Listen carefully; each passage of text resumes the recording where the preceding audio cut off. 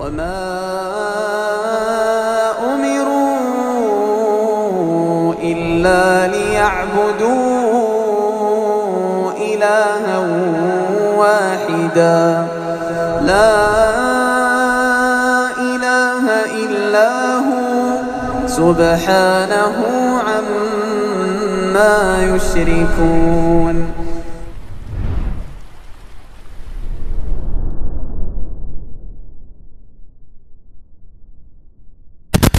Assalamualaikum warahmatullahi wabarakatuh.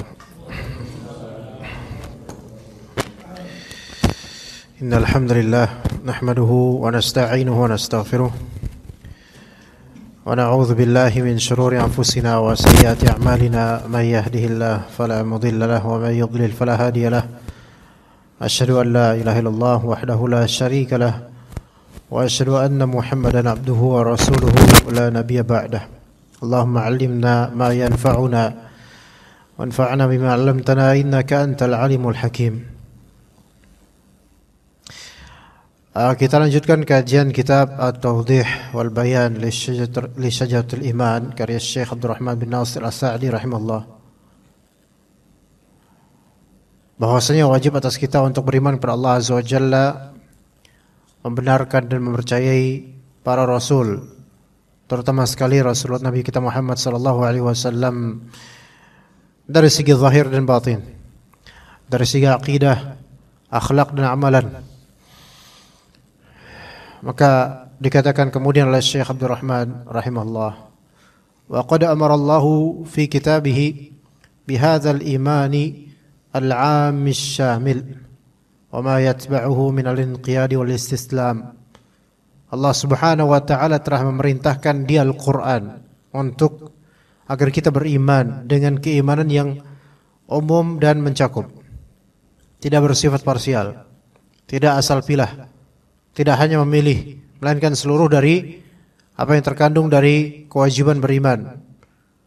Wa ma yatba'uhu minal inqiyadi wal istislam. Dan apa yang menjadi urutan berikutnya dari suatu keharusan, yaitu al-inqiyad, tunduk patuh, dan al-istislam, menyerahkan diri kepada Allah Ta'ala dengan segala syariat dan peraturannya. Ini sangat default, sangat basic bagi seorang muslim. Dan ini menjadi salah satu problematika besar di tengah umat, di antara individu muslim dan society-nya atau masyarakatnya. Bahwasanya kepercayaan yang kurang itu mengakibatkan kurangnya ketundukan kepada hukum Allah dan kurangnya istislam, yaitu menyerahkan perkara atau menyerahkan diri kepada hukum Allah Ta'ala dan percaya bahwasanya Allah Ta'ala maha bijaksana dengan segala hukumnya dan peraturannya. Ini problem kita, problem banyak dari kita. Wa athna ala man qama bih. Dan dalam Al-Quran Allah Ta'ala memuji orang yang merealisasikan keimanan yang mencakup dan menyeluruh ini dengan segala peraturannya, juga tunduk serta pasrah padanya. Allah Ta'ala puji itu.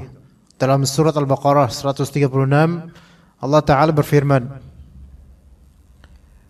Qulu amanna billah wa ma unzila ilaina wa ma unzila ila Ibrahim wa Ismail wa Ishaq wa Ya'qub wal asbat. Katakanlah oleh kalian, kami beriman kepada Allah, dan juga kami beriman pada apa yang diturunkan kepada kami, Al-Quran. Kami beriman terhadap apa yang diturunkan kepada Nabi Ibrahim, Nabi Ismail, Ishaq, Ya'qub, Al-Asbat, yaitu anak-anaknya Nabi Ya'qub. Wa ma utiya Musa wa Isa, dan apa yang diberikan kepada Nabi Musa dan Nabi Isa alaihissalam dari Taurat dan Injil. Wa ma utiya an-nabiyyuna min rabbihim, dan apa-apa yang diberikan oleh Allah Ta'ala terhadap para nabinya Allah Azza wa Jalla. La nufarriqu baina ahadin minhum wa nahnu lahu muslimun. Kami tidak membeda-bedakan antara seorang dari mereka. Maksudnya kami tidak mengatakan yang ini rasul, yang ini bukan. Semuanya rasul atau nabi, gitu. Wa nahnu lahu muslimun, dan kita berpasrah pada Allah Subhanahu wa taala. Itulah Islam dengan segala ketenangannya. pasrah pada Allah Azza wa Jalla. Terhadap peraturan Allah Ta'ala husnudzon terhadapnya, apapun itu. Selama itu ada dalilnya, maka khalas, sami'na wa ta'na. Kami dengar dan kami taat, tunduk, inqiyad. Walaupun kadang-kadang ada semacam beban untuk mempercayainya atau untuk mengamalkannya, tapi tetap wajib kita untuk tunduk padanya. Walaupun ditentang oleh mayoritas dari manusia atau tidak sesuai dengan kepercayaan lokal, tidak sesuai dengan kearifan lokal dan kebiasaannya, maka selama itu adalah dari wahyu Al-Quran atau Sunnah, dan itu hukum yang sahih dari Allah dan Rasulnya, maka lebih baik mengambil risiko kecil di dunia daripada mengambil risiko besar di akhirat. Kemudian kata beliau rahimahullah, fa'amarallahu ibadahu bil imani bi jami'i hadhihi al-usul al-'azimati wal iman asy-syamil. Allah Subhanahu wa taala memerintahkan hamba-hambanya agar beriman dengan segala akar-akar atau asas-asas yang agung ini, yaitu iman kepada Allah, iman kepada Rasulullah, dan beriman dengan keimanan yang syamil yang mencakup segala dari akar maupun cabang, segala pondasi maupun atas-atasnya, cabang-cabangnya. Wal iman asy-syamil bi kulli kitabin anzalahu Allah. Allah Ta'ala memerintahkan kita untuk beriman dengan keimanan yang syamil, yaitu yang sempurna, mencakup seluruh dari apa yang telah Allah Ta'ala turunkan dalam kitabnya, apa yang Allah Ta'ala turunkan dalam Al-Quran. Wa bi kulli rasulin arsalahu Allah, atau dalam kitab-kitab apapun. Walaupun ya untuk kitab Taurat, Injil itu sudah banyak diselewengkan oleh orang-orang, tapi kita mengimani secara global apa yang ada pada keasliannya. Wa bi kulli rasulin arsalahu Allah, dan kita beriman dengan keimanan sempurna dengan apa di antara komponen imannya, yaitu iman kepada segala rasul, seluruh rasul yang telah Allah Ta'ala utus. Dan juga Allah Ta'ala memerintahkan kita wabil ikhlasi wal istislami wal inqiyadi lahu wahdah. Ya, dan di sini ada perintah agar kita ikhlas, mempertulus, yaitu tulus, ikhlas, apa adanya lillahi ta'ala.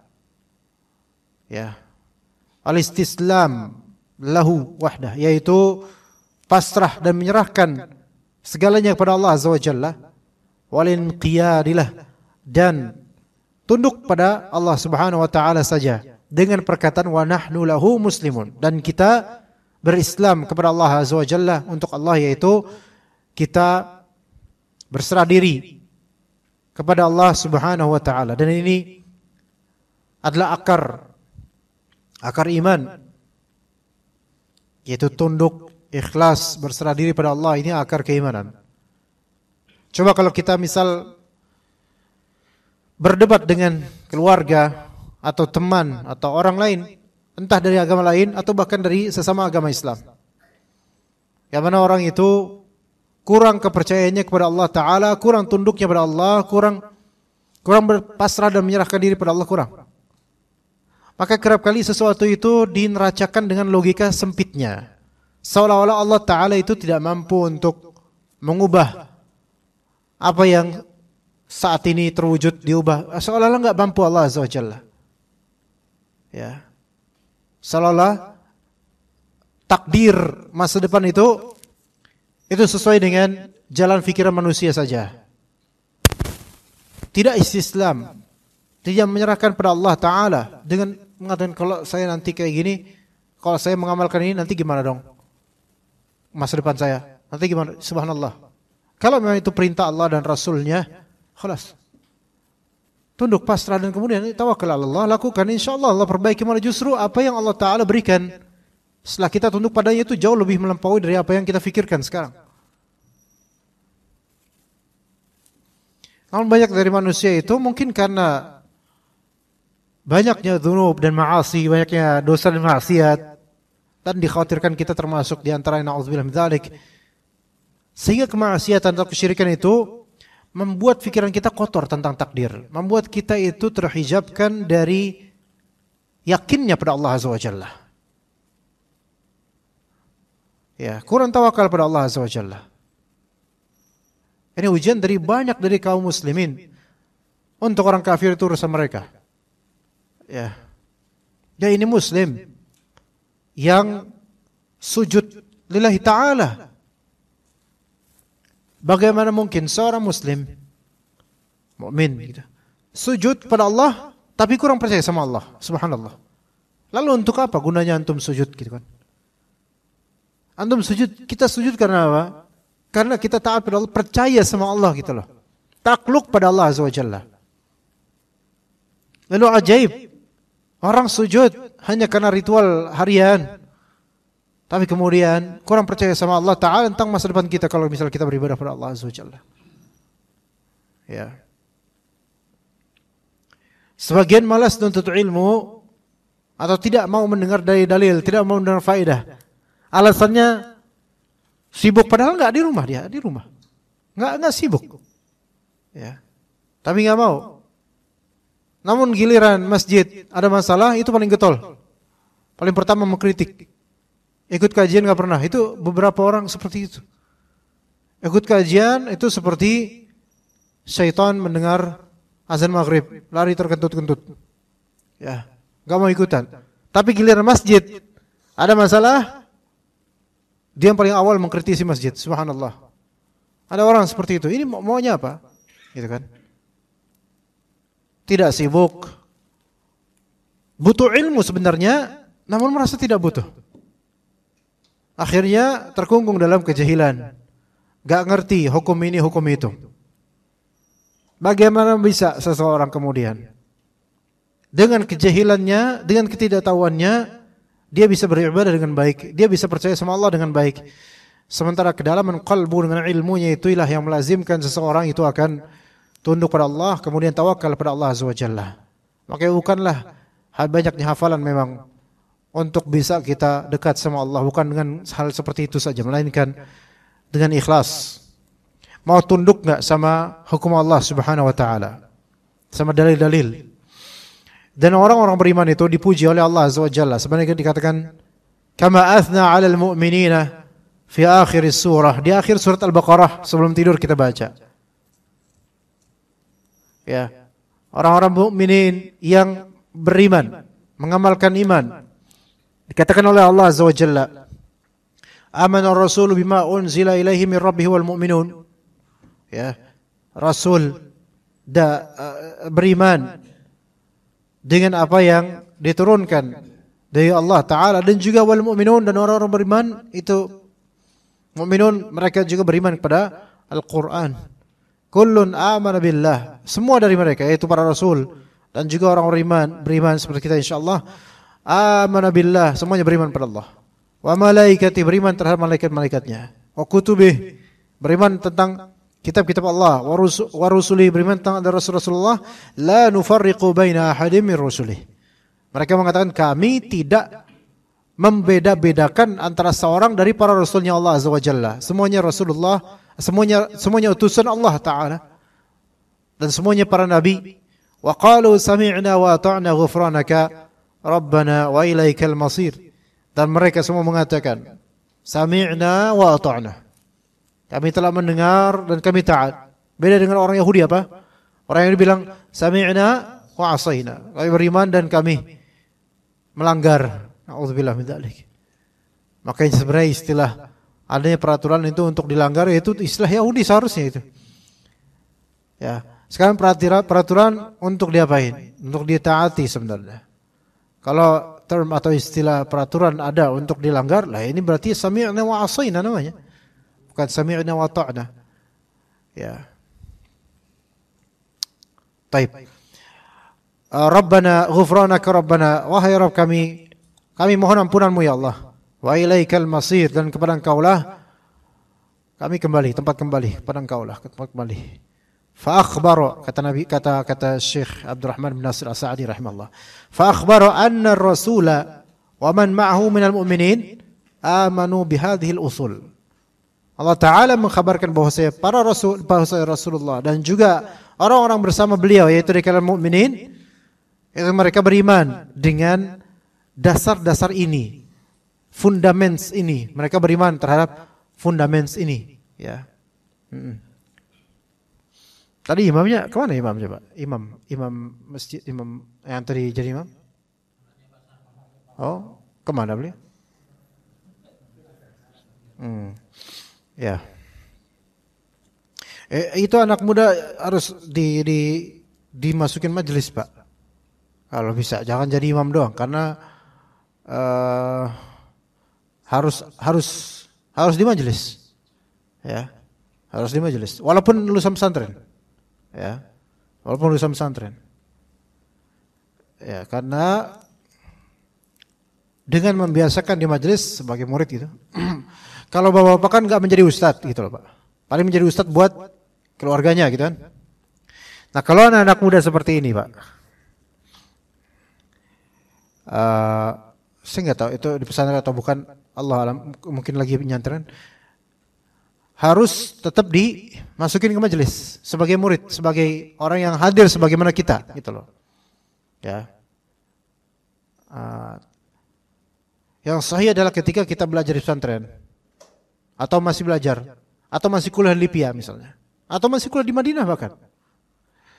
Ketika liburan atau sebagainya, itu tidak boleh ada privilege. Maksudnya di pengajian. Ini mungkin Khalid ini pesantren Al-Irsyad, pesantren kami dulu. Tetap hadir. Walaupun enggak suruh tapi Khalid hadir, Masya Allah, barakallahu fik ya Khalid. Ya, butuh ilmu. Ya, karena ilmu ini ya, mungkin nanti anak-anak bapak juga semuanya insyaallah, anak Pak Asar dan semua anak-anak kita insyaallah yang baik-baik insyaallah itu masih butuh contoh. Ya. Bukan mencontohkan. Ya. Sebagaimana di usia belasan tahun teenager atau di usia kuliah, Anda masih harus mencari contoh dan melatih diri untuk mengambil sampel dari para ustadz. Ya, belum bisa menjadi public figure untuk dicontoh oleh orang. Ya, jadi nanti kalau Ustadz Jufri ada Ustadz siapa? Ustadz Said, Ustadz siapa namanya? Kok lupa ada. Ustadz Jufri. Masih ada di sini, Pak? Enggak diberhentiin. Tolong berhentiin lah, Pak. Itu harap dihadiri oleh anak-anak muda yang memang walaupun pesantren atau gimana hadir ya, karena butuh contoh ya. Seseorang talibul ilmi itu nggak bisa dari dirinya sendiri untuk kedepannya, melainkan dia butuh para ustadz untuk dia lihat gimana caranya, gimana ininya gitu ya. Makanya ya ini masukan aja untuk semuanya, siapapun ya, mau imam atau apa. Kan sebelumnya imam di sini habis maghrib pulang, nggak ke kajian, ntar isya datang, itu bukan suatu hal yang baik gitu loh. Ya, makanya tadi Anda bilang di awal, jangan sampai majelis itu membuat seseorang tuh seperti seseorang kabur dari majelis. Ya. Padahal kita sama-sama berkepentingan untuk menumbuhkan iman. Ya, begitu. Ada anak-anak, keluarga anak dan seterusnya itu, atau istri, itu kita nggak mau ada privilege tentang istri ustadz atau anak-anak ustadz. Semuanya butuh ilmu, iman. Begitu pula apalagi artis-artis yang baru hijrah. Ya itu nggak boleh diberikan privilege atau tempat khusus di samping ustadz, kemudian mensyiarkan masa lalunya begini-begini. Enggak. Itu sudah dicoba oleh beberapa ustadz dan gagal. Maksudnya di sini ya kawan, ta'lim agama itu ada materi dan ada praktek. Materi itu rata-rata bukan dengan diskusi, Pak. Agama itu kita mantapkan dulu pemahaman kita gitu loh. Diskusi bukan seperti ini forumnya, bukan. Ya. Sehingga bisa dikatakan satu pihak. Kalau ada tanya jawab silakan. Diskusi mungkin setelah itu nanti. Ya. Itu penting. Bahkan di pesantren rata-rata gitu. Enggak ada pesantren yang mencetak dai-dai lulus, dai-dai bagus gitu dari hasil diskusi. Enggak ada, Pak. Makanya antum lihat. Dai-dai yang lulusan pesantren atau perkuliahan yang intens dalam membahas agama rata-rata itu pasti punya banyak sesi ustadz atau dosennya atau gurunya itu ceramah seperti ini, ngajarin betul-betul sampai paham. Tapi kampus-kampus umum yang mana mereka itu mendekatkan pemahaman agama, pemahamannya atau pembelajarnya versi apa? Versi materi umum, fisika, biologi, kimia atau bahasa dan seterusnya, yang di situ mengadakan diskusi dan forum mahasiswa. Ini ada beberapa kampus seperti ini. Lulusannya pada ngawur semua rata-rata, beneran Pak. Misalnya kampus Eng Ing Eng misalnya, nama kampusnya Eng Ing Eng gitu namanya. Ya, baik di Jakarta atau di kota-kota lain, yang mana untuk pembelajaran agama mahasiswa itu dididik seperti mendidik mahasiswa pada umumnya di pembelajaran ilmu umum, ilmu duniawi. Yang mana antum diskusi bahas masalah hukum rajam. Lah ini orang mahasiswa ini baru semester 3. Ya. Dia tahu apa tentang hukum rajam? Hukum bersuci aja dia belum, masih terbata-bata. Ya udah kamu cari riset. Cari di Wikipedia, di internet, di Google dan seterusnya. Oke, cari tanpa guru. Memahami sendiri, kemudian kamu bahas tentang hukum rajam tapi versi antinya, anti hukum rajam. Nanti diskusi kita. Hancur ini, ambiar semuanya dah. Dan tiap dari pekan atau tiap bulan diadakan sisi-sisi seperti itu, agama dijalankan seperti itu. Mereka belum mendapatkan routing, yaitu pemantapan arah pengakaran agama, tapi mereka udah disuruh apa? Diskusi. Kalau itu ilmu dia, fadhal, itu urusan mereka. Tapi ini ilmu akhirat. Tanggung jawabnya benar. Wala taqfu ma laysa laka bihi ilm. Jangan kamu turuti apa yang kamu enggak punya ilmu tentangnya. Hai mahasiswa juga enggak bisa mengelak. Bilang, maaf Pak dosen, saya masih awam, saya masih belajar alif ba ta sa jim ha kha. Masa saya suruh bicara hukum rajam? Kamu mahasiswa, kamu independen. Kamu bebas berpendapat, kata dosennya. Ini dosen bahlul juga nih. Akhirnya apa yang keluar dari pesantren kayak gini? Karena apa? Karena belum ada pembentukan dan pengakaran. Ya, belum ada contoh yang benar dari guru-guru atau ustadz atau kiai yang betul mentalkin agama tentangnya kepadanya. Maka akhirnya apa? Jadi sok tahu Pak. Makanya kayak gini, kalau datang ke majelis ta'lim seperti ini nggak bisa. Tapi kalau urusan mengkritik hukum agama, paling getol itu. Jadi liberal, anti terhadap syariat, gitu. Padahal lulusan SAG, sarjana agama katanya. Tapi gini ada hukum agama ditentang oleh dia. Subhanallah. Ya, bedakan dengan anak-anak pesantren yang memang ditalkin pengakaran betul-betul, materinya begini, teratur ilmunya, teratur. Ya begitu Pak. Berarti menunjukkan bahwa ilmu agama ini cara pembelajarannya itu tidak sama. Untuk materi cara pembelajarnya satu arah sampai semua paham insyaallah. Ya, kemudian prakteknya di kehidupan nyata dengan mengamalkan dan mencontohkan amalannya bagaimana. Nah, itu baru. Ya, begitu, ya. Dan enggak bisa cuman prakteknya saja sementara enggak ada materi. Enggak bisa, Pak. Sekarang satu kampung nih. Sebagian di kampung banyak, Pak. Ada kiainya, tapi di situ enggak pernah ada majelis taklim. Kalaupun ada majelis taklim paling marawisan atau paling tahlilan atau selawatan dah gitu. Materi agamanya enggak ada, kemapanan dan pengakaran. Cuman kiainya ini, ustadznya ini menjadi contoh public figure di kampung itu. Yang ditiru mungkin akhlaknya, Pak. Tapi kesyirikan, khurafat, kebid'ahan itu lancar terus. Kenapa? Karena enggak ada pengakarannya. Gitu loh. Jadi dalam ilmu agama itu mencari ilmu dulu dengan cara seperti ini. Majlis-majlis ta'lim diajarkan orang, kemudian contohnya di kehidupan nyata. Seperti itu. Coba. Kita lanjut ke kitab. Taib, kemudian kata Syekh As-Sa'di rahimahullah, walam yufarriqu baina ahadin minal anbiya bal amanu bihim jami'ah. Dan tidak membeda-bedakan antara seorang nabi dengan lainnya. Yaitu tidak seperti Yahudi. Mereka tidak beriman kepada Nabi Isa, apalagi Nabi Muhammad. Mereka tidak beriman kepada Nabi Sulaiman. Kemudian orang Nasrani, mereka tidak beriman kepada Nabi Muhammad SAW. Jadi dipilah-pilah oleh mereka. Adapun orang Islam, nabinya orang Bani Israel, Nabi Musa alaihissalam, kita beriman kepadanya. Nabinya Bani Israel, yaitu Nabi Isa alaihissalam, kita juga beriman padanya. Ya, itulah muslimun. Fair untuk semua nabi, gitu loh. Wa bima utuhu min indillah, kita juga percaya secara global dengan kitab-kitab yang turun pada para nabi-nabi sebelum Muhammad SAW. Wa annahum iltazamu ta'atallah, dan bahwa mereka, yaitu para nabi, para rasul, mereka beriltizam, yaitu istiqamah dalam mentaati Allah Subhanahu wa taala. Afwan, bukan. Ini mereka maksudnya di sini adalah orang-orang beriman, rasul dan orang beriman, mereka beriltizam, taat terus pada Allah Subhanahu wa taala, hidupnya untuk itu. Faqalu, mereka berkata, yaitu kita berkata, sami'na wa ta'na. Kami mendengar dan kami taat. Wa talabu min rabbihim an yuhaqqiqa lahum dzalik wa an ya'fu an taqsirihim, dan meminta kepada Allah. Nah, ini penting juga. Meminta daripada Allah Azza wa Jalla agar, ya Allah, jadikanlah iman ini terrealisir pada diri kami.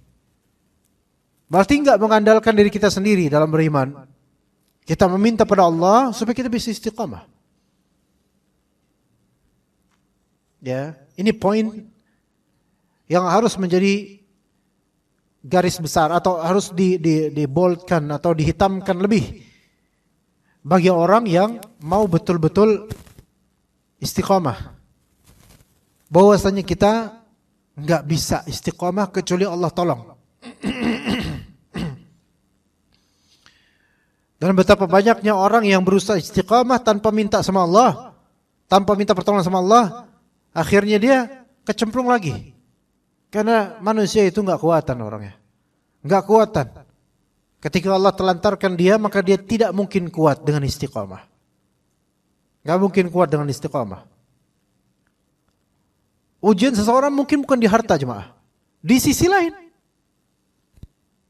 Ujian seseorang mungkin bukan di wanita. Di sisi lain, jangan merasa bahwa saya sudah istiqamah dalam masalah wanita, saya sudah istiqamah dalam masalah harta. Belum tentu dia bisa istiqamah di hal-hal lain yang mungkin lebih kecil dari itu malah. Ya. Karena istiqamah ini menyeluruh, syamil untuk segala aspek kehidupan. Ya. Kalau kita punya kekuatan untuk menahan syahwat kita terhadap wanita misalnya, belum tentu terhadap harta. Ya, belum tentu kita kemudian ke masalah kuburan, masalah syirik kita kuat, bisa aja kita terjerumus. Oh enggak, saya enggak bakal tergoda oleh wanita, insyaallah. Kenapa, Pak? Impoten. Ya iya, kalau impoten iya. Itu bukan ujian. Kasihan, ya. Musibah itu. Bukan ujian itu. Itu kesian, ya. Oke. Oke, bukan di situ ujian besar antum. Tapi kemungkinan pasti ada ujian lain. Maka kita enggak bisa mengatakan ke orang. Makanya kata Nabi SAW, kalau misalnya ada orang kena musibah, ya, kita bilang alhamdulillahilladzi afani amma ibtalak. Segala puji bagi Allah Ta'ala yang telah menyelamatkan saya dari musibah yang menimpamu. Artinya kita puji Allah Ta'ala. Karena kenapa kita puji Allah Ta'ala pada orang yang kena musibah? Kita puji Allah Ta'ala bukan atas dia karena musibahnya, bukan. Tapi saya tidak diberi musibah itu, karena kalau saya diberi belum tentu saya kuat. Belum tentu saya kuat. Gitu loh. Maka gak boleh seseorang merasa dirinya itu bisa kuat, powerful, dan bisa defend himself. Yaitu defend dirinya ketika melihat ada orang terkena musibah. Atau orang terfitnah dengan suatu godaan duniawi atau masalah apa. Kemudian kita merasa, emang dia kayak gitulah. Dengan adanya perbandingan terhadap dirinya, kalau saya mah nggak bakal saya kegoda itu. Iya, mungkin sekarang belum. Antum nggak tahu besok harinya.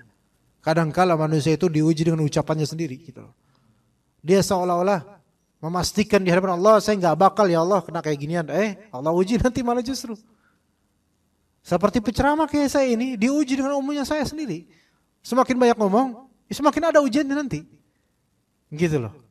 Tapi mau gimana, masa saya diam? Kan saya diundang buat ngomong. Coba kalau saya diam sampai Isya. Terus Pak Toto, silakan. Pak Toto kemudian diam juga. Kok nggak ngomong? Takut kena ujian Sat? Ya udah nggak usah nanya. Ya emang tugasnya gini, gitu. Tapi manusia itu semakin dia berbicara apa tentang kebaikan dirinya, dia akan diuji dengan itu. Manusia akan diuji dengan ucapannya sendiri, gitu loh. Maka hati-hati. Yang merekomendasikan dirinya, saya mah enggak bakal gitu. Oh, nanti lihat. Karena kalimat itu bisa menjadi bumerang bagi pemiliknya. Emma dia bisa menahan, emma dia akan kena juga pada waktunya. Maka hati-hati di sini untuk kita. Ya. Walaupun bapak-bapak mungkin udah senior, udah berusia, itu tidak menutup kemungkinan bahwa suatu saat kita tetap akan diuji dengan buah dari ucapan kita sendiri. Ya, kemudian kita akhirnya teringat, saya kok sekarang kayak gini ya, padahal dulu saya nggak pernah kayak gini. Oh, ternyata teringat dulu saya pernah ngeremehin orang yang kena musibah seperti ini. Sekarang saya kena, ternyata sikap saya dan treatment saya lebih buruk daripada orang yang dulu saya celak atau saya ribahin. Begitu jemaah. Ya. Kemudian wa an ya'fu an taqsirihim bi ba'd huquqil iman. Dan hendaknya orang-orang beriman itu meminta maaf pada Allah karena taksir, betapa banyaknya kekurangan terhadap sebagian hak-hak iman. Apa kata Allah Ta'ala? Kalla lamma yaqdi ma amarah. Manusia itu belum memenuhi apa yang Allah perintahkan secara full gitu, sempurna enggak, belum bisa. Banyak kekurangan kita. Disinilah selain kita harus sering-sering minta tolong, sering-sering istighfar dan minta maaf sama Allah. Wajib atas kita untuk menyadari banyaknya kekurangan kita. Banyak sekali hari ini mungkin tidak terhitung jemaah. Imma karena lupa atau karena saking banyaknya. Ini yang membuat kita itu terhijab dari ujub. Tertutup dari ujub. Karena orang yang ujub dan bangga diri pada amalan sendiri, itu dia merasa sudah sempurna amalannya. Yang mana justru hakikatnya bobrok. Ya. Dai misalnya. Ya antum para jemaah pasti tahu, walaupun dai itu enggak boleh ujub dengan ilmunya, walaupun pintar, enggak boleh ujub dengan ilmunya karena itu pemberian dari Allah, titipan, tanggung jawabnya besar dan ujiannya banyak. Kadang fitnah dunia menimpa dai itu lebih dahsyat daripada yang teman-teman jemaah fikirkan, jemaah sekalian. Ya. Ini karena majlis ini masih kecil, Pak. Al-Muhajirin ini termasuk kecil. Apa yang hadir wajah-wajah lama berulang. Suatu saat kita akan satu persatu absen loh, Pak. Ya enggak? Ya, Pak. Satu persatu akan absen loh. Absen yaitu kembali ke Allah maksudnya. Mudah-mudahan husnul khatimah masing-masing. Semua termasuk anak, mudah-mudahan antum semua, kita semua insyaallah, amin. Ya, oke. Ada enggak dai dapat dana besar dari jemaahnya? Mungkin enggak? Banget. Apalagi makin populer, orang-orang tajir berdua itu lebih pengen ngasih ke dai yang memang lebih berkelas populernya kualitasnya. Kalau dai kampung, Ustadz Jupri, mana ada orang mau nyumbang walaupun beliau kelihatannya kesian juga, tapi mana? Enggak ada. Karena apa? Dai kampung. Dai lubang buaya. Dari lubang ada buayanya lagi, kan kesian. Tapi semakin top, semakin kelihatan ngetren canggih, menampakkan kemewahan, itu semakin besar fitnahnya sebenarnya yang menstimulus atau merangsang orang-orang tajir untuk menaruh investasi baik ikhlas karena Allah, ada yang kayak gitu, atau karena numpang beken, ada seperti itu. Itu ujian yang berat, Pak. Ya, ujian yang berat. Yang membuat seseorang dai terfitnah. Dengan itu kemudian apa? Mulai makin turun iman dan kualitas ilmunya. Masih ingat gak, Pak? Tukang es yang dihina. Taib. Kita nggak ngomong ke penghinanya, nggak. Tukang esnya, Pak. Apakah antum mau, Pak, di posisi seperti itu, Pak? Hah? Di majelis tengah ibu-ibu lagi bawa es kemudian digoblok-goblokin misalnya, mau Pak? Walaupun habis itu antum dikasih berapa ratus juta, mau Pak? Dihinai nggak mau, ratusan jutanya mau. Ya, oke. Sama, saya juga pengen gitu juga. Dunia juga. Taib. Tapi coba kalau kita perhatikan. Kadang keadaan rendah yang tidak menikmati banyak dunia itu lebih baik dan lebih dekat pada Allah dibandingkan tiba-tiba Allah Ta'ala bukakan dan hamparkan dunia begitu saja tiba-tiba. Itu bahaya itu. Hati-hati Pak, bahaya itu. Banyak orang terpedaya, OKB yang kemudian langsung drastis kadar imannya. Ketika lagi sulit, dia bisa bersabar. Ketika dimudahkan, udah gak ada kesabaran. Ya. Di situ kita bisa belajar Pak yang tadi Anda sebutkan. Semakin orang ngetop atau viral ya, itu banyak orang-orang yang kemudian numpang beken. Ya, panjat sosial. Tot, jangan suuzon, susah suuzon kok kayak gini Pak. Karena apa? Karena emang dunia seperti ini permainannya Pak. Tiba-tiba ada yang ngadain umroh, ada yang ingin puluhan juta, artis-artis mulai ingin artis Pak. Tapi mereka kan bisa aja ikhlas, tapi track record artis kayak gimana Pak? Kita mau kayak gimana? Fitnahnya besar. Jangankan artis Pak, antum didekati sama orang kaya aja antum curiga ada apa nih? Mau ngapain? Mau eksploitasi pamoritas atau gimana? Malah ada yang Anda lihat malah lebih kesian dan berharap semoga beliau kembali kepada habitat asalnya dengan ketawaduan. Begitu Pak, kesian orang. Orang OKB itu kesian karena akan berubah drastis. Ya. Itu satu contoh. Kemudian beberapa dai juga tiba-tiba mencuat langsung apa? Langsung terkenal tiba-tiba. Yang kemudian malah justru menjadi fitnah. Diundang sana sini dengan kemewahan dan kekayaan dan Ana sebagai dai tahu Pak, Ana tahu banget. Soalnya Ana juga pernah diundang di tempat-tempat yang sangat mewah Pak. Jadi Ana ngerti Pak itu fitnahnya Pak. Capek, hati ini capek sebenarnya itu. Ya, cuman kalau menikmati dunia kerasa nggak capek, tapi kan akhirnya imannya turun dia. Belajarnya malas, banyak undangan, lebih ke travel sana sini dan seterusnya. Ini yang terjadi Pak. Makanya kita harus banyak-banyak minta maaf sama Allah akan kekurangan kita ini. Sehingga Allah Ta'ala akan memberikan arahan yang terbaik. Kalau kita merasa jumawa, saya mah kuat-kuat aja ngadepin ini, saya siap terkenal, siap go viral misalnya, siap gitu. Subhanallah. Itulah yang menimpa banyak dari beberapa dai, dikasih mobil mewah, terus dipamerin. Subhanallah. Apakah Rasulullah SAW dahulu sebagai presiden, pemimpin umat, kiai untuk semua sahabat, dikasih unta merah terus Rasulullah pamerkan? Gak pernah ada seperti itu. Bahkan ingat Rasulullah SAW pulang suatu ketika ke rumah Aisyah radhiyallahu anha dan bertanya, ada makanan pagi nggak sarapan? Nggak ada nih. Ya udah kalau gitu saya puasa. Adakah sekarang ustadz atau dai yang sampai segininya? Saya nggak mengatakan dai kudu begitu, enggak gitu.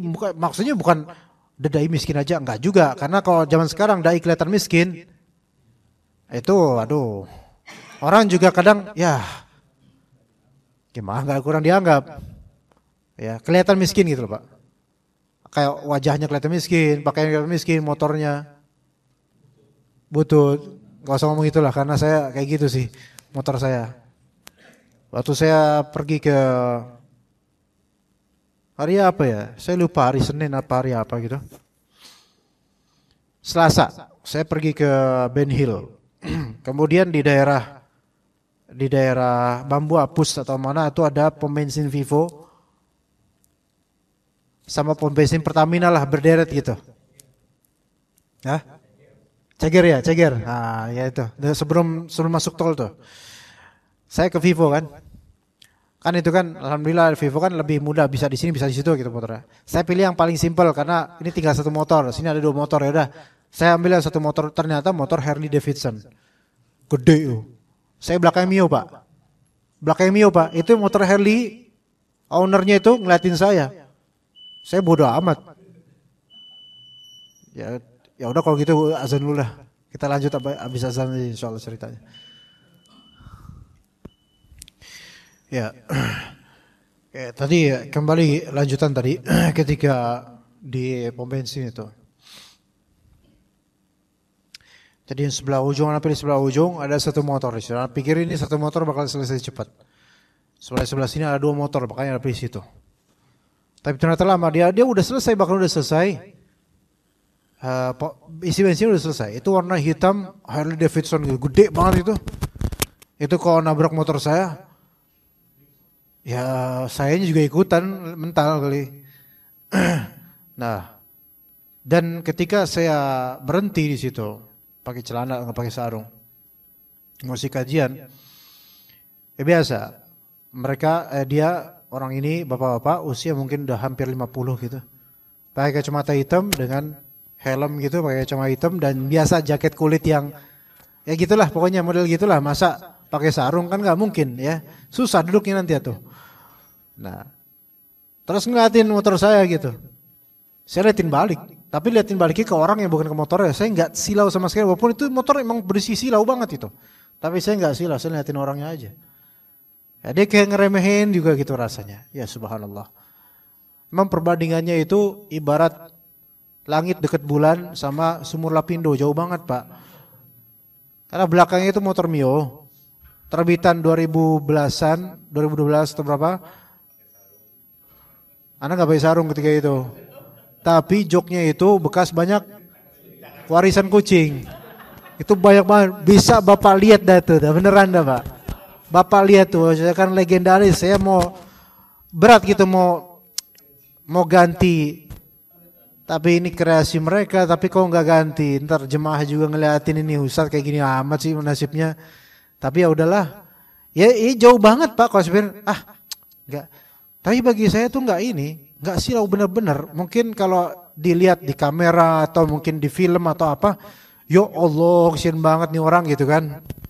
Tapi benar Pak, saya udah sejujurnya setelah mengalami beberapa hal gitu dan beberapa yang pelajaran dari takdir Allah Azza wa Jalla, saya merasa lebih baik begini daripada saya punya ini. Bahkan saya nggak mau punya, dikasih nggak mau, saya maunya cairnya aja. Dikasih motor Harley Davidson nggak mau. Berapa harganya Pak kira-kira Pak? 1 miliar nyampe nggak? 300 juta? Tuh ya, paling kecil 300 juta. 500 aja nggak apa-apa ya? Ya udah boleh 500. Karena 500 jutanya aja mau. Enggak begitu juga. Hanya ketika kita lihat ikhwan, materi, benda yang tidak membuat kita semakin taat pada Allah, itu enggak ada manfaatnya banyak, enggak manfaat banyak beneran. Ya. Makin mewah dia, tapi enggak membuat kita taat pada Allah, itu sebenarnya harganya di sisi Allah itu makin rendah. Sekarang coba nih Pak, saya kemari naik motor Harley Davidson. Aneh. Dari Jatimurni atau dari mana? Kamu Permohonan Jatisari kemudian. Ini mau ngaji apa mau ngapain? Hah? Ini masuknya repot. Masuk ya kepentok. Motor Mio aja sama tukang aja agak waduh susah juga. Harus misi-misi dulu. Ini Harley Davidson sampai sini dah sampai situ. Markirnya mana? Repot kan? Tuh lihat tuh. Barang semakin mewah, makin repot. Sebenarnya gitu loh, beneran. Ini contoh saya pakai sarung, ini lumayan mahal sih. Tapi ini sarung biasa, 100 ribuan lah, 100 ribuan. Enggak sarung biasa 50 ribuan Pak. Saya tuh penjual sarung, tahu. Saya punya sarung harga 2,5 juta, 3 juta, ada yang sarung biasa kayak gitu. Itu kan cara nyucinya gimana Pak? Sensitif itu sarung. Sangat sensitif. Ya. Bagus, mewah, mahal. Tapi mencucinya emang sensitif, hati-hati. Sabunnya aja harus sabun khusus. Antum pakai Lifebuoy, ya luntur. Udah gitu nggak boleh pakai mesin cuci. Taib, sekarang sarung 50 ribuan. Kayak sarungnya Pak Amin. 50 ribuan ini. Iya, apalagi sarung antum Pak. Udah motifnya jadul untuk cuci berkali-kali nggak luntur nggak apa Pak. Maksudnya begini ya, barang mau mahal mau murah apapun itu barang. Walaupun murah, sederhana, tapi itu yang mendukung kita untuk taat pada Allah itu jauh lebih afdol. Jauh lebih afdol. Ya punya Mio walaupun dicakar kucing tiap hari, dikencingin bahkan bagian bawahnya bau kencing kucing kadang-kadang, itu masih lebih baik. Hah? Ya, saya diam dah kalau gitu ya, saya diam dah. Disuruh diam. Lebih baik daripada kita punya yang mewah. Dan gak perlu iri dengan itu. Beneran gak perlu iri dengan itu. Tapi kalau memang dengan motor mewah itu bisa membantu fulan ini untuk taat pada Allah, dan kayaknya enggak deh. Kalau misalnya ya bisa, maka ya sok silahkan. Sok silahkan. Dan saya belajar, kita belajar dari kenyataan. Ana pakai motor mewah biasa, alhamdulillah. Kemana-mana mau nyalip siapa aja bisa tuh, alhamdulillah gitu. Beneran Pak, coba ke motor itu. Buktinya apa? Saya berhasil membalap mereka. Iya, itu kan lama tuh, lama. Udah gitu pakai apa? Pakai inian lagi apa? Gak mau pakai cash dia. Lama nunggu. Yang itu 2 udah selesai, kosong sampai. Ya Allah, nih orang lama banget. Dia akhirnya malu sendiri. Dalam hatiannya motor gede, lama, lembet gitu kan. Dalam hati gitu. Temennya yang sana juga pakai itu juga, sama modelnya. Nungguin di sana. Nungguin lama banget nungguin gitu. Ya udah anak kemudian pakai yang tangki satu lagi, yang orang satu lagi, akhirnya cepat. Nah, itu akhirnya dia udah selesai, anak selesai. Barengan tuh. Dia mau agak kencengan, anak balap. Berhasil balap Harley. Beneran tuh anak balap nih. Mocil, anak pakai mocil, motor kecil, balap. Iya, sampai bensin Anda enggak ngeliat ada muka dia. Alhamdulillah. Menang. Alhamdulillah menang. Ya besok-besok Pak, kalau mau motor balap Mio, pakai Mio Pak. Iya Pak. Dan khususnya udah cakar kucing, terus bekas tirisan hujan, basah di bagian pantat, nah itu. Itu saya banget itu Pak. Sampai ke kajian saya kadang-kadang malu kalau di depan, karena apa? Ya Ustadz ngompol kayak di belakangnya ada apa? Ada pulau. Bener itu saya banget itu Pak. Tapi malunya kayak gini tuh udah nggak ada lagi saya. Karena apa? Orang mau seuzon kayak gimana kayak saya pipis apa nggak bakal mereka mikir macam-macam. Karena apa? Karena pasti Allah jaga pikiran orang kalau kita nggak jahat gitu loh. Kalau kita nggak jahat, nggak songong, insya Allah Allah jaga pikiran orang kita. Tapi kalau misalnya kita songong walaupun barang sederhana atau bagaimana, walaupun kita pura-pura baik, tetap aja orang itu bakal seuzon sama kita. Seuzon sama kita. Sekarang orang pakai seperti itu kemudian mamerin ini itu terus ngeliatin mocil dengan pandangan yang kayak sinis. Orang mana yang kemudian akan respect? Enggak.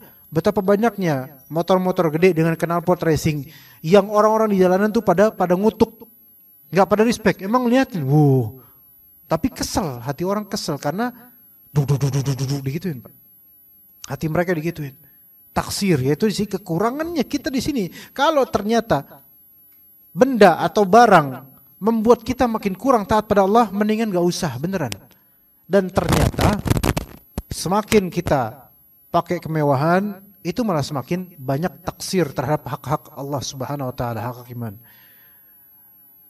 Bagaimana Rasulullah SAW itu semakin beliau sederhana malah semakin tinggi derajatnya di sisi Allah Subhanahu Wa Taala. Bukan berarti nggak boleh kaya, bukan berarti nggak boleh punya barang mewah, bukan. Tapi lihat, kalau barang mewahnya ini membuat kita bisa semakin dekat pada Allah, membuat kita semakin baik, semakin belajar, tafadhol, lakukan, beli, nikmati. Ini dunia yang bisa menjadi pijakan akhirat. Begitu. Ya. Saya pun bukan berarti nggak punya barang mewah, Pak. Ini pun mewah ini. Handphone saya mewah. Ini bagi sebagian orang juga mewah. Ini Samsung juga. Walaupun ini mungkin nggak seberapa dibandingkan ini. Dan kemewahan yang dipunyai saya benar-benar belajar padanya. Dan terbantukan dengan ini dengan banyak, alhamdulillah. Dan masih akan lebih terbantukan. Jadi bukan berarti saya, wah pasti Ustadz barangnya miskin semua. Ya enggak gitu juga. Kalau memang ternyata kita punya bahan yang precious, yang mewah dan baik, dan ternyata itu mendukung kita untuk lebih belajar, alhamdulillah. Ya, alhamdulillah Allah bantu untuk itu insyaallah. Ini aja ini termasuk handphone yang pertama kali Anda coba. Waktu Anda coba di era phone atau era zone atau apa nama itu. Anda kemudian coba, ini HP berapa nih? Istri kan bilang, ini HP bagus nih bang, gitu kan. Berapa harganya? 9 jutaan. Oh masa sih? HP mahal amat 9 juta. Karena waktu itu Anda pengen beli HP 2 jutaan. Nah kemudian, kamera itu katanya bagus nih. Oh gitu. Anda kan gak tahu apa-apa tentang kamera.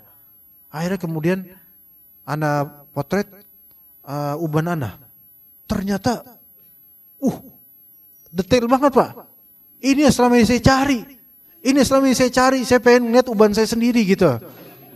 Karena pakai HP yang lama-lama tuh, pakai HP istri, mesti nggak jelas ubannya. Ini paling jelas ubannya sampai detail, sampai kerak yang ada di kulit itu kelihatan. Subhanallah. Ini HP apa nih? Berapa Mbak? Berapa harganya? 21 juta dong. Bukan 9 juta. 21 juta. Astagfirullahaladzim. Tadi kamu bilang 9 juta. Sekarang naik 20. Ternyata 21 juta. Mulai berangkat dari itu Pak. Hanya karena uban. Akhirnya saya nabung. Beli. Terjadi. Akhirnya saya bisa moto uban saya.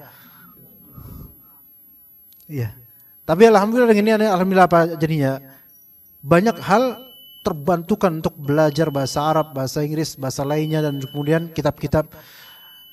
Maka dipikir di sini, Anda nggak pernah wallah punya HP yang sangat mewah, nggak pernah. Paling mahalnya itu paling ini juga 3 juta atau 4 juta, Anda lupa.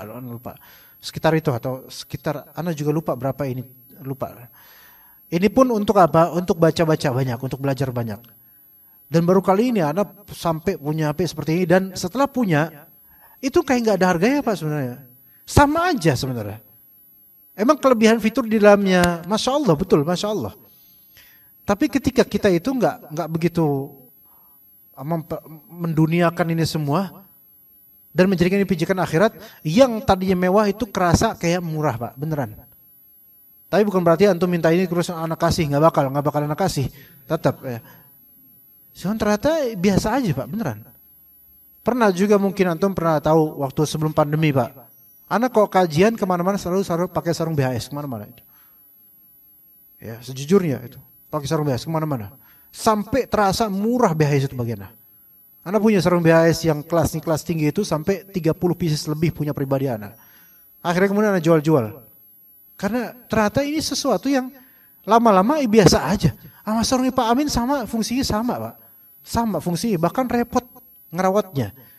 Ya, seperti itu, ketika udah kita bosan tentang dunia, dan terus dunia itu membuat mahal kayak gini, mendingan buat sedekah.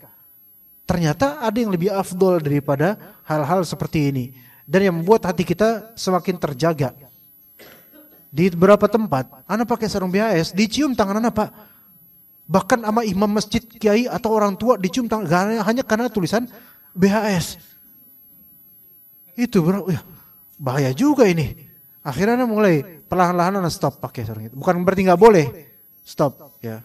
Kalau sarung bapak kayak motif BHS, tapi ini sarung Odimor ini saya tahu Pak. Iya. Nggak harganya 75 atau 80 harganya. Wadimor kan Pak ya? Wadimor kan ini? Iya, hafal lah. Iya. Kalau Bapak ini atlas ini. Ini gajah duduk. Bapak ini gajah duduk. Iya. Hah? Iya. Warnanya cocok ya, cerah. Iya, baju. Bisa tukeran Pak sebelum Isya kita. Ya begitu. Ya mudah-mudahan bermanfaat jemaah sekalian rahimakumullah. Bagi yang Allah Ta'ala berikan kekayaan itu nikmat dari Allah, gunakan buat akhirat. Bagi yang Allah Ta'ala uji dengan kemiskinan, itu tetap baik dari Allah Azza wa Jalla, karena membentuk kita itu kuat ketika menjadi orang kaya. Bisa jadi kita malah jadi lemah ketika kaya dan kuat ketika miskin. Sallallahu ala nabiyina Muhammad wa ala alihi wa sahbihi ajma'in. Subhanakallahumma bihamdika asyhadu an la ilaha illa anta astaghfiruka wa atubu ilaik. Assalamualaikum warahmatullahi wabarakatuh.